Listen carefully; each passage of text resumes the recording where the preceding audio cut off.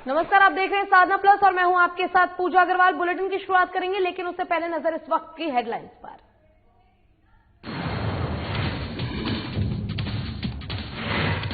दुमका में सीएम सोरेन ने अस्पताल का किया निरीक्षण। अस्पताल के सेंट्रल इमरजेंसी और विभागों का लिया जायजा। मौके पर कहा, अस्पताल प्रबंधक नहीं रहे, बरत रहे लापरवाही। इंटरमीडिएट परीक्षा को लेकर प्रशासन सख्त। राज्य में 38 केंद्र पर की गई कड़ी सुरक्षा व्यवस्था। परीक्षा केंद्रों पर वीडियोग्राफी की व्यवस्था के साथ साथ पुलिस बल तैनात। मधेपुरा में सड़क दुर्घटना को रोकने के लिए सड़क सुरक्षा महीना अभियान जारी। जिला परिवहन कार्यालय के 1 दिवसीय कार्यशाला आयोजित। एमवीआई ने दी लोगों के सड़क सुरक्षा की जानकारी।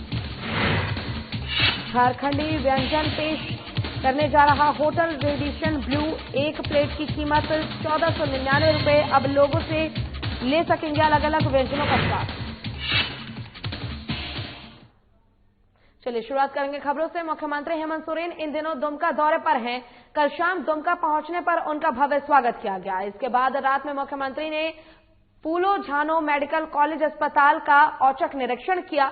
इस दौरान उन्होंने अस्पताल के सेंट्रल इमरजेंसी सहित अन्य विभागों का जायजा लिया।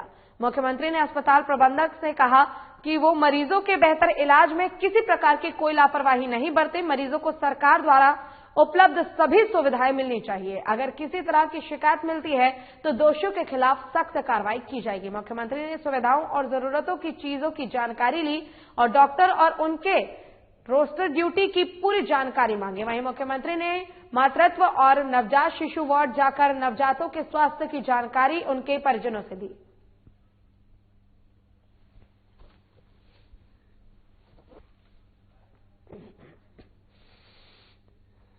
और बिहार विद्यालय परीक्षा समिति द्वारा आयोजित इंटरमीडिएट परीक्षा 2021 चल रहे हैं, जिसको लेकर सभी 38 केंद्रों पर कड़ी सुरक्षा व्यवस्था की गई है। इसी को लेकर सदर अनुमंडल में 29 और उदाकिशुनगंज अनुमंडल में 9 परीक्षा केंद्र बनाए गए थे, जहां जिला प्रशासन ने परीक्षा को देखते हुए पुख्ता इंतजाम भी किए हैं। आपको बता दें कि परीक्षा में किसी भी तरह की गड़बड़ी न हो, इसके लिए भी परीक्षा केंद्रों पर वीडियोग्राफी की व्यवस्था की गई है। साथ ही परीक्षा केंद्र से बाहर भी पुलिस बलों की तैनाती की गई है।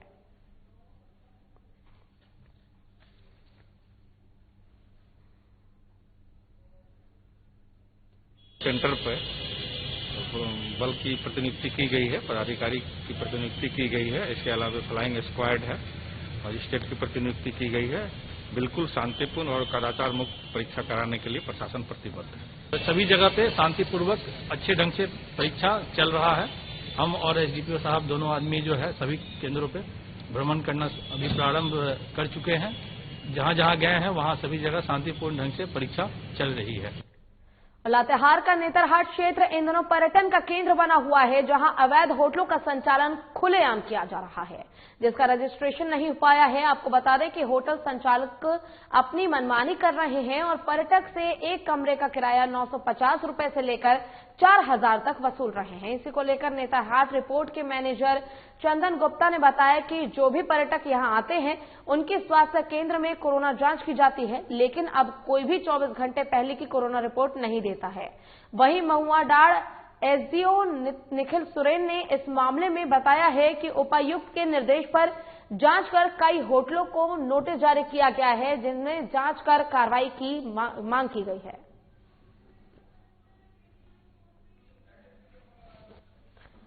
लातेहार के नेतरहाट क्षेत्र इन दिनों पर्यटन का केंद्र बना हुआ है, जहां अवैध होटलों का संचालन खुलेआम किया जा रहा है, जिसका रजिस्ट्रेशन नहीं हो पाया है। आपको बता दें कि होटल संचालक अपनी मनमानी कर रहे हैं और पर्यटकों से एक कमरे का किराया 950 रुपए से लेकर 4000 रुपए तक वसूल कर रहे हैं। इसी को लेकर नेतरहाट रिसोर्ट के मैनेजर चंदन गुप्ता ने बताया कि जो भी पर्यटक यहां आते हैं उनके स्वास्थ्य केंद्र में कोरोना जांच की जाती है, लेकिन अब कोई भी 24 घंटे पहले की कोरोना रिपोर्ट नहीं देता है। वहीं महुआडांड़ एसडीओ निखिल सोरेन ने इस मामले में बताया है कि उपायुक्त के निर्देश पर जांच कर कई होटल को नोटिस जारी किया गया है, जिसमें जांच की कार्रवाई की जाएगी। और आपको बता दें कि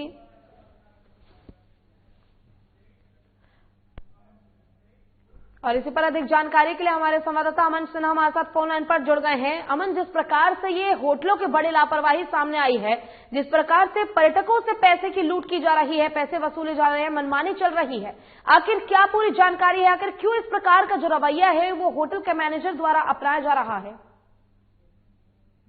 जी, मैं बता दूं कि लातेहार जिले का नेतरहाट एक झारखंड में अपनी अलग पहचान रखता है, जहां पर विभिन्न हसीन वादियों के बीच पर्यटक अपने परिवार के साथ घूमने आते हैं और इस मनोरम दृश्य का लाभ उठाते हैं।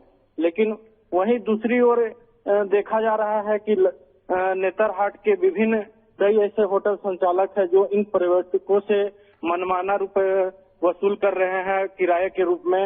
950 रुपए से लेकर के 4000 रुपए तक की राशि वसूली जा रही है। और साथ ही कोविड-19 गाइडलाइन का भी सरकार का जो दिशा निर्देश है उसका भी पालन नहीं किया जा रहा है। कोविड-19 का टेस्ट हो जाने के बाद ही, उसकी रिपोर्ट आ जाने के बाद पर्यटकों को किराए पर देना है, लेकिन ये सब टेस्ट न आने के बावजूद उन्हें किराए पर रूम उपलब्ध करा दिया जा रहा है। जी अमन, जिस प्रकार से आपने बताया कि कोविड-19 के नियमों का पालन भी नहीं किया जा रहा है और सरकार की तरफ से और प्रशासन की तरफ से ये कहीं ना कहीं निर्देश दिए गए थे कि जो कोरोना रिपोर्ट है वो होना अनिवार्य है। ऐसे में जो पर्यटक है उनका कोरोना रिपोर्ट भी नहीं लिया जा रहा है, तो क्या ऐसे में ये माना जाए कि अब जो ये होटल्स हैं इनके मन से कहीं ना कहीं कोरोना का डर खत्म हो गया है और प्रशासन के नियम कायदों को ये ताक पर रखकर इस प्रकार की चीजों को अंजाम दे रहे हैं और पर्यटक से इस प्रकार की वसूली कर रहे हैं? जी, देखकर ऐसा ही लग रहा है कि इन लोग सरकार के निर्देशों का भी खुलेआम धज्जियां उड़ा रहे हैं। हालांकि पदाधिकारियों से कई बार इस बारे में जब पूछा गया कि होटल संचालकों के द्वारा इस तरह की मनमानी की जा रही है, तो उनका कहना है कि जल्द ही इन सभी होटल संचालकों पर कार्रवाई भी की जाएगी। जी अमन, जिस प्रकार से आपने बताया कि जल्द ही कार्रवाई की जाएगी ऐसा कहा गया है, लेकिन ऐसे में सबसे बड़ा सवाल यही उठता है कि ये चीज प्रशासन की तरफ से कहा जाता है कि कार्रवाई की जाएगी, लेकिन ऐसे में आखिर क्यों सख्ती के साथ उसी समय प्रशासन की तरफ से कार्रवाई नहीं की जाती है? क्योंकि मैनेजर का भी ये कहना है साफ तौर पर कि जो पर्यटक आ रहे हैं उनकी कोरोना रिपोर्ट और कोई किसी प्रकार की कोई कोरोना जांच नहीं हो रही है और फिलहाल पूरा देश, पूरा विश्व कोरोना से जूझ रहा है। हालांकि वैक्सीन आ चुकी है, बावजूद इसके कोरोना अभी भी एक बड़ी समस्या बना हुआ है। तो आखिर क्यों प्रशासन भी अपनी तरफ से कोई सख्त कार्रवाई इस मामले को जल्द से जल्द संज्ञान में नहीं ले रहा है? जी, प्रशासन द्वारा जल्द ही कार्रवाई करने की बात कही जा रही है। अब देखना यह अहम होगा कि कितनी जल्दी यह कार्रवाई हो पाती है, क्योंकि लगातार नियमों की अनदेखी की जा रही है। जी अमन, जिस प्रकार से इस खबर में सामने आया है कि पर्यटकों से अंधाधुंध वसूली की जा रही है, तो क्या इसको लेकर पर्यटकों की तरफ से कोई प्रतिक्रिया आई है? क्या उनको कोई परेशानी नहीं है इस चीज को लेकर? जिस प्रकार से आपने बताया कि 950 रुपए से लेकर 4000 रुपए तक जो है एक रूम का रेंट लिया जा रहा है पर्यटकों से। जी, पर्यटकों द्वारा ही यह शिकायत की गई थी। हमारी टीम जब वहां पहुंची कि किस तरह से वहां पर पर्यटक आ रहे हैं और किस तरह से वहां पर हसीन वादियों का लुत्फ उठाते हुए और क्या उनका मंतव्य जानने की कोशिश की गई, तो यह मामला सामने आया कि होटल संचालकों द्वारा अवैध वसूली की जा रही है, जिसके बाद यह खबर शायद चलने के बाद प्रशासन की नींद खुले। जी चलिए अमन, बहुत बहुत शुक्रिया आपका तमाम जानकारी के लिए। और परिवहन विभाग सड़क दुर्घटनाओं को रोकने के लिए 18 जनवरी से 17 फरवरी के बीच सड़क सुरक्षा महीना चला रहा है। ये अभियान चलाया जा रहा है, जिसके तहत परिवहन विभाग जागरूकता के लिए कई कार्यक्रम चला रहा है। इसी कड़ी में जिला परिवहन कार्यालय के सभागार में वाहन चालकों के लिए 1 दिवसीय कार्यशाला आयोजित की गई, जिसमें मधेपुरा एमवीआई ने सड़क सुरक्षा से संबंधित जानकारी लोगों को दी।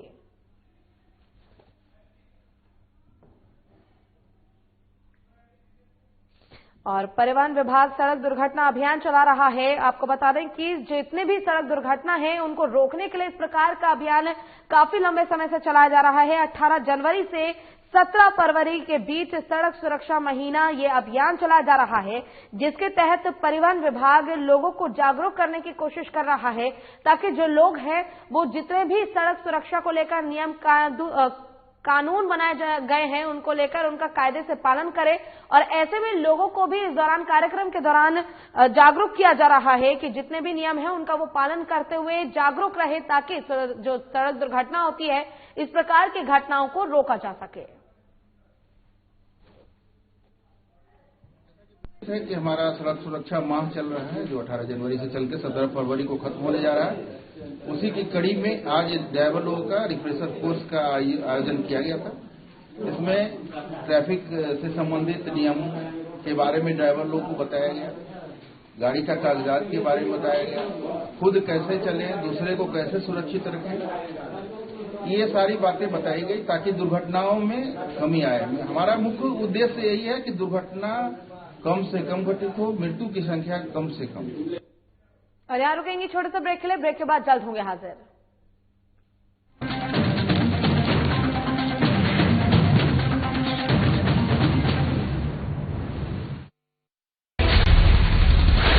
बिहार झारखंड के साथ देश दुनिया की हर बड़ी खबर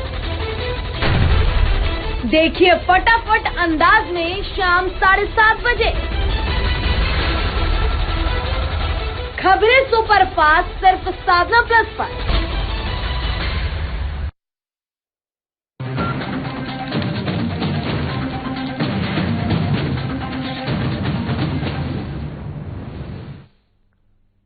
और ब्रेक के बाद एक बार फिर से स्वागत है आपका। रुख करेंगे खबरों की ओर। बिहार सरकार के बेल्ट्रॉन की परीक्षा पास करने वाले अभ्यर्थी 2 सालों से नौकरी के लिए भटक रहे हैं।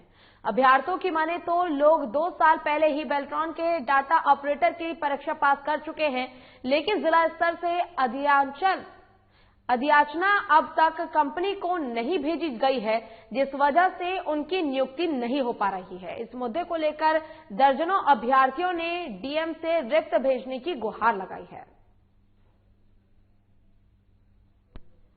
मिलने के लिए हम लोग जो है ना 2 साल से बेल्ट्रॉन पास आउट कैंडिडेट है। हम लोग को ना यहाँ से अधियाचना नहीं भेजा गया है, जिसके कारण बेल्ट्रॉन ऑफिस से बोला जा रहा है कि आप लोग पहले डिस्ट्रिक्ट का अधियाचना भेजिए, उसके बाद यहाँ से कोई कार्रवाई होगी। मामला हम लोग यह था कि हम लोग जो है ना पास आउट स्टूडेंट है बेल्ट्रॉन से 2 साल पहले हम लोग पास हुए थे, ठीक ना। और ज्वाइनिंग के लिए जो है अभी तक कोई मतलब वहाँ पता करते हैं तो वहाँ से बोला जाता है क्या, जो कॉल करते हैं तो बोला जाता है कि डीएम हम आप लोग का अधियाचना मेरे पास आएगा तभी हम लोग कुछ कर पाएंगे। अगली खबर लातेहार से है, जहां जिला खनन पदाधिकारी के निर्देश के बावजूद महुआडांड़ में धड़ल्ले से अवैध ईंट भट्टे का संचालन हो रहा है। डीएमओ के निर्देश की अवहेलना करते हुए पूरे महुआडांड़ में अवैध ईंट भट्टे का कारोबार चालू है।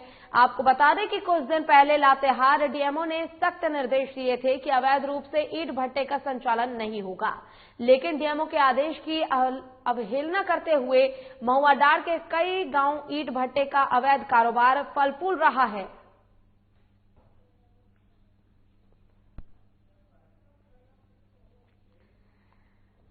और समस्तीपुर में लगातार अपराध बढ़ते जा रहे हैं। अपराध पर कानून व्यवस्था पर सवाल उठाते हुए एलजेपी के प्रतिनिधि मंडल ने जिला अधिकारी और पुलिस अधीक्षक को ज्ञापन किया और हत्या, लूट, दुष्कर्म की घटना के साथ साथ शराब की बिक्री और प्रतिबंधित लॉटरी के कारोबार पर रोक लगाने की मांग की है।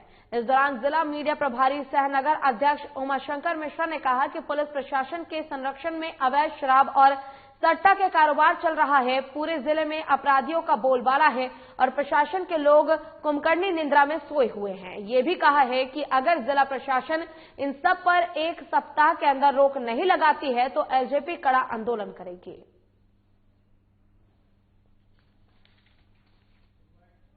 साहब से मिलकर ज्ञापन दिया हूँ। शहर में दारू, सट्टा, लॉटरी बड़े जोरों से चल रहा है। जिला प्रशासन की मिलीभगत से मैं इसको रोकने के लिए पुलिस अधीक्षक और डीएम साहब से मिलकर एक ज्ञापन दिए हैं। अगर वो 1-10 दिन के अंदर में अगर ये बंद नहीं होता है तो लोक जनशक्ति पार्टी चरणबद्ध आंदोलन करने पर बाध्य हो। और बिहार में शराबबंदी है, बावजूद इसके अवैध शराब का कारोबार थमने का नाम नहीं ले रहा है। ताजा मामला सहरसा से है, जहां एक झोपड़ी में छापेमारी करते हुए उत्पाद विभाग की टीम ने 10 लाख रुपए की अंग्रेजी शराब बरामद की है। इस दौरान मौके से एक शराब कारोबारी विवेक कुमार सिंह नामक शख्स को गिरफ्तार किया गया है। आपको बता दें कि बरामद अंग्रेजी शराब के 107 कार्टून है, जिसकी मात्रा 943 लीटर है।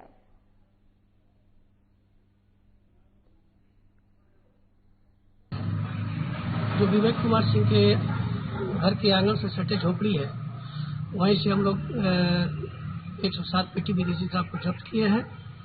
943 लीटर होता है। विवेक कुमार सिंह को गिरफ्तार किया है। सर, कितने की लागत की शराब होगी? लगभग 10 लाख के करीब का होना चाहिए। गिरफ्तार व्यक्ति विवेक कुमार सिंह। और शराबबंदी हो चुकी है बिहार में, बावजूद इसके अवैध शराब का जो कारोबार है वो थमने का नाम नहीं ले रहा है। ताजा मामला सहरसा का आपको बता रहे हैं, जहां झोपड़ी में छुपाकर जो शराब है उसकी तस्करी की जा रही है और बनाया जा रहा था शराब। और इसी पर अधिक जानकारी के लिए सहरसा से हमारे संवाददाता अमन कुमार हमारे साथ फोन लाइन पर जुड़ गए हैं। अमन, जिस प्रकार से बिहार में पूर्ण रूप से शराबबंदी की घोषणा सरकार ने की थी, शराब पूर्ण रूप से बंद है, बावजूद इसके जो लोग हैं अभी भी शराब की तस्करी कर रहे हैं, क्या लोगों के मन से प्रशासन का खौफ खत्म हो चुका है?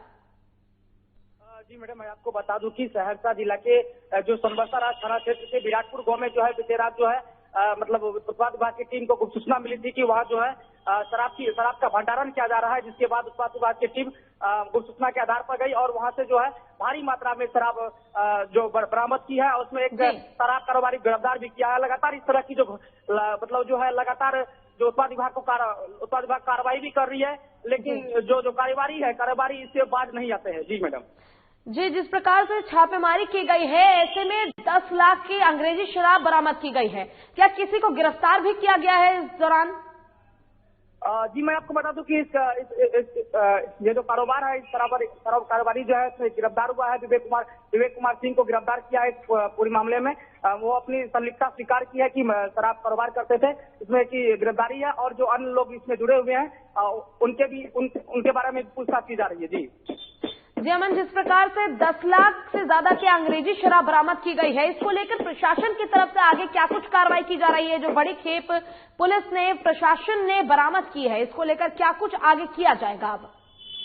जी देखा जाए कि लगातार जो इस तरह की शराब कारोबारी कार्रवाई करने में बात नहीं आ रही है। लगातार शराब कारोबारी जो इस तरह की घटना को अंजाम देते हैं और बाहर से शराब को मंगाते हैं। पुलिस कार्रवाई कर रही है, लेकिन पुलिस का किसी भी तरह का भय शराब कारोबारियों पर नहीं दिख रहा है। जी अमन, इस दौरान एक बड़ा सवाल ये भी उठता है कि जिस प्रकार से शराब का कारोबार किया जा रहा है, ये ऐसा तो नहीं है कि उसी समय किया जा रहा हो, काफी लंबे समय से चल रहा होता है। और बिहार में जिस तरीके से पूर्ण रूप से शराबबंदी है, इसको लेकर प्रशासन भी अपनी तरफ से अलर्ट है। फिर आखिर इस प्रकार की जो घटनाएं हैं, इनको अंजाम कैसे दे देते हैं लोग? क्या प्रशासन का जो खौफ है वो खत्म हो चुका है, या फिर प्रशासन भी कहीं ना कहीं ये मान लीजिए कि उनकी मिलीभगत से ये सारा कारोबार फल फूल रहा है? जी मैं आपको बता दूं कि इस तरह की जो घटनाएं लगातार देखने को मिल रही है, इससे पूर्व भी मैंने एक खबर दिखाई थी कि भेजे थे कि इस तरह की जो घटनाएं लगातार ऐसी घटनाएं मतलब सहरसा जिला में हो रहा है। इसके साथ तौर पुलिस जहां तौर पर हो रही है कार्रवाई भी कर रहे हैं, लेकिन शराब कारोबारी जो है मतलब पुलिस शराब कारोबारी में पुलिस का भाई बिल्कुल भी नहीं दिख रहा है। साफ तौर पर यह बताया जा सकता है कि इस पर पुलिस को मतलब सतर्क रहनी होगी और इस तरह के कारोबारियों पर कार्रवाई करनी होगी। जी, क्या और किसी प्रकार की कोई जानकारी वहां से लेने की कोशिश की गई उत्पाद विभाग की तरफ से? क्योंकि ये भारी मात्रा में शराब बरामद की गई है, अंग्रेजी शराब की बोतलें बरामद की गई है, तो क्या ऐसे में और कोई जानकारी वहां से प्राप्त हो पाई है अमन? जी मैं आपको बता दूं कि जो कारोबारी जो गिरफ्तार हुए हैं, उन कारोबारी से पूछताछ की जा रही है। आखिर इतनी भारी संख्या में मतलब कैसे लाई गई थी शराब, और इनको लेकर जो है जो कारोबारी गिरफ्तार हुए हैं विवेक कुमार सिंह से पूरी पूछताछ की जा रही है। उससे पूछताछ की जा रही है और जो लोग इसमें संलिप्त हो गए तब उन पर भी कार्रवाई करने का बात कही है। चलिए अमन, बहुत बहुत शुक्रिया आपका तमाम जानकारी के लिए।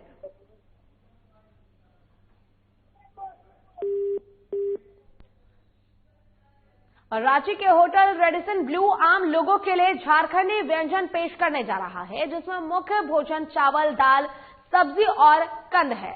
आम भोजन में अक्सर सब्जी होती है जिसे कई तरीकों से पकाया जाता है, जैसे कि कढ़ी, तला हुआ, भुना हुआ और उबला हुआ। कुछ पकवान की तैयारी कम तेल और मसाला सामग्री के साथ हल्के हो सकते हैं। कुछ व्यंजन नए होंगे और कुछ पता भी नहीं होगा। आपको बता दें कि झारखंड के अधिकांश व्यंजन पारंपरिक हैं और कुछ निकटवर्ती क्षेत्रों की मिश्रित संस्कृतियों से अपनाए जाते हैं। और हम मौसम मुख्य रूप से सर्दी, गर्मी और बारिश इन क्षेत्रों में भोजन की एक श्रृंखला अपने साथ लेकर आती है। झारखंड भोजन आमतौर पर बहुत हल्का होता है और पचाने में आसान होता है। वहीं अब हम आपको झारखंड के कुछ माउथ वाटरिंग व्यंजनों के बारे में बताते हैं, जिसमें ढसका, रुगड़ा, डोबकी, फुटकल साग और अरसा रोटी है। तो वहीं मांसाहारी विकल्प मुदया और खस्सी मांस, मुर्ग झोर, खासी पंजारी, टेंगरा माची है। जितना ज्यादा हम शहरीकृत होते हैं, हमारे पारंपरिक खाद्य पदार्थों और चावल खाद्य संस्कृति के बारे में हमारे जानने की संभावना कम होती है। इसको लेकर रेडिसन ब्लू होटल झारखंड राज्य के मूल आहार से लेकर मुर्गी पालन, मांस और मछली तक के स्वादिष्ट खाद्य को आम लोगों तक पहुंचाने के लिए योगदान देने की कोशिश की है, जिसमें एक प्लेट की कीमत 1499 रुपए है।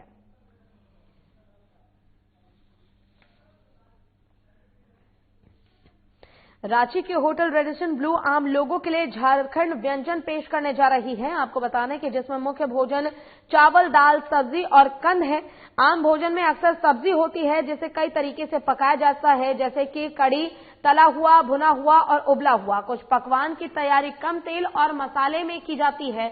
कुछ व्यंजन नए होंगे जिनका आपको पता भी नहीं होगा। आपको बता दें कि झारखंड के अधिकांश व्यंजन पारंपरिक हैं और कुछ निकटवर्ती क्षेत्रों की मिश्रित संस्कृतियों से बनाए जाते हैं। हम मौसम मुख्य रूप से सर्दी, गर्मी और बारिश इन क्षेत्रों में भोजन की एक श्रृंखला अपने साथ लेकर आती है। झारखंड भोजन आमतौर पर बहुत हल्का होता है और पचाने में आसानी होती है, जिसको लेकर रेडिसन ब्लू होटल की तरफ से ये खास व्यंजन पेश किया गया है। और जमशेदपुर में कृषि कानून बिल के खिलाफ झामुमो किसान मोर्चा 10 फरवरी से हर प्रखंड में धरना प्रदर्शन करेगी। झामुमो किसान मोर्चा के जिला अध्यक्ष लव कुमार सरदार और उपाध्यक्ष शेख सलीम साहजादा ने संयुक्त रूप से प्रेस कॉन्फ्रेंस कर कहा है कि कृषि कानून बिल के खिलाफ पूर्वी सिंहभूम जिले में हर प्रखंड में 10 फरवरी से लगातार 2 महीने तक धरना प्रदर्शन किया जाएगा। प्रदर्शन के माध्यम से लोगों को बताया जाएगा कि केंद्र सरकार के द्वारा लाया गया कृषि कानून किसानों के हित में नहीं है। पूरा देश किसान के साथ खड़ा है। केंद्र सरकार को किसान के हित में बिल लाने की जरूरत है। हर हाल में केंद्र सरकार को इस बिल को वापस लेना ही होगा।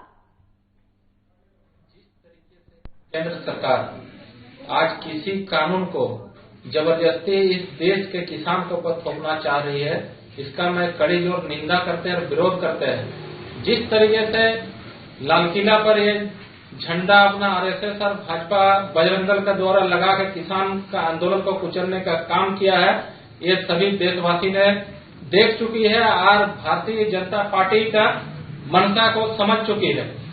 उसी उद्देश्य से हम एक आंदोलन स्वरूप तैयार कर रहे हैं। भारतवर्ष में किसानों की जो किसान बिल है उसके विरोध में सभी लोग जो है सड़क से लेकर के सदन तक पूरा दिल्ली में जो है ये लोग धरना में बैठा हुआ है और केंद्र सरकार बिल्कुल काम में उनको जूं तक नहीं है और न ही कानून बदलने के लिए उन्होंने किसी तरह का जो है अध्यादेश जारी अध्यादेश लाने का काम कर रहा है। तो हम झारखंड मुक्ति मोर्चा किसान मोर्चा पूर्वी सिंहभूम जिलाध्यक्ष होने के नाते हम भी झारखंड मुक्ति मोर्चा की तरफ से पूरे पूर्वी सिंहभूम में फरवरी 10 तारीख से 2 महीना तक लगातार हर प्रखंड में पोटका, घाटशिला, बोहड़ागड़ा, जमशेदपुर, पूर्वी पश्चिम हर विधानसभा में हर ब्लॉक में जा करके हम लोग किसान के काला कानून के खिलाफ आंदोलन कर। और बिहार में पूर्ण रूप से शराबबंदी है, इसके बावजूद भी शराब तस्कर शराब की तस्करी लगातार कर रहे हैं। रविवार की रात पटना उत्पाद विभाग की टीम ने बाईपास थाना इलाके से एक गोदाम में छापेमारी कर 5000 से अधिक अंग्रेजी शराब की कार्टून पकड़ी। इस मामले में उत्पाद विभाग के ज्वाइंट कमिश्नर कृष्ण प्रसाद ने बताया कि बिहार में इतनी बड़ी शराब की बड़े स्टॉक अभी तक बरामद नहीं हुई थी। ये बिहार में पहला मामला है जहां बड़े पैमाने पर शराब की तस्करी की जा रही थी। बाईपास थाना से 500 मीटर की दूरी पर गोदाम है जहां तस्करी की जा रही थी। इस मामले में कुल 9 लोगों को गिरफ्तार किया गया है, जिनसे जमीन मालिक भी जिसमें शामिल है। छापेमारी के दौरान जमीन मालिक के घर में भी छापेमारी की गई, जहां से उत्पाद विभाग की टीम ने 4 लाख नगद को अंग्रेजी शराब की बोतल बरामद की है। इस मामले में बिहार के डीजीपी ने बाईपास थाना प्रभारी मुकेश पासवान को निलंबित कर दिया है और थाना प्रभारी पर विभागीय कार्रवाई शुरू कर दी है। साथ ही पटना सिटी डीएसपी से स्पष्टीकरण की भी मांग की गई है। और समस्तीपुर जिले के खानपुर थाना क्षेत्र से एक वीडियो सामने आया है, जिसमें एक युवक वीडियो बनाने वाले को पिस्टल का भय दिखाते हुए धमका रहा है। इतना ही नहीं, बाइक पर बैठने के बाद कमर से पिस्टल डालकर जाते जाते भी गोली से मारने की धमकी दे रहा है। ये पूरा विवाद तब हुआ जब पिस्टल दिखा रहे युवक के बाइक से पीड़ित को धक्का लग गया। इस मामले को लेकर पीड़ित युवक ने कुछ कहा तो बाइक सवार युवक कमर से पिस्टल निकालकर उसे धमकाने लगा। काफी देर तक हुए विवाद के बाद धमकाने वाला युवक बाइक से फरार हो गया। इस संबंध में पीड़ित युवक दीपक कुमार खानपुर थाना में एक आवेदन देकर पुलिस से सुरक्षा की गुहार लगाई है।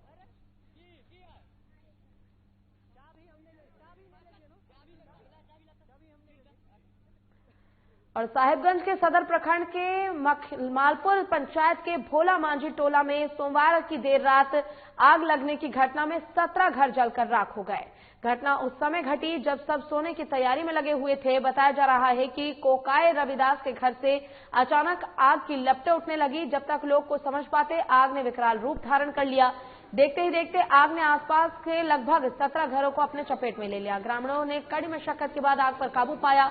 देर रात घटी घटना की जानकारी मिलते ही उपायुक्त रामनिवास यादव ने संवेदनशीलता का परिचय देते हुए तुरंत सदर प्रखंड सीओ सह बीडीओ को रिपोर्ट कराने और पीड़ितों को ससम राहत और मुआवजा देने का निर्देश दिया। सदर एसडीपीओ विजय आशीष कुजूर ने मुफस्सल थाना पुलिस और ग्रामीण से बात कर हालात की जानकारी ली।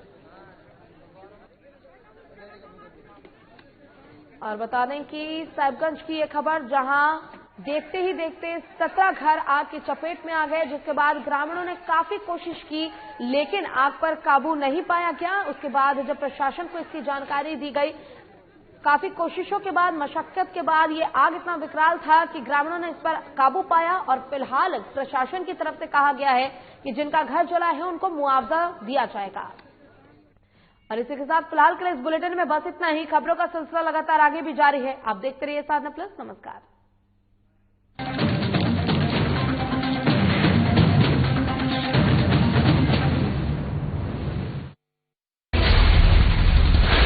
बिहार झारखंड के साथ देश दुनिया की हर बड़ी खबर देखिए फटाफट अंदाज में शाम 7:30 बजे।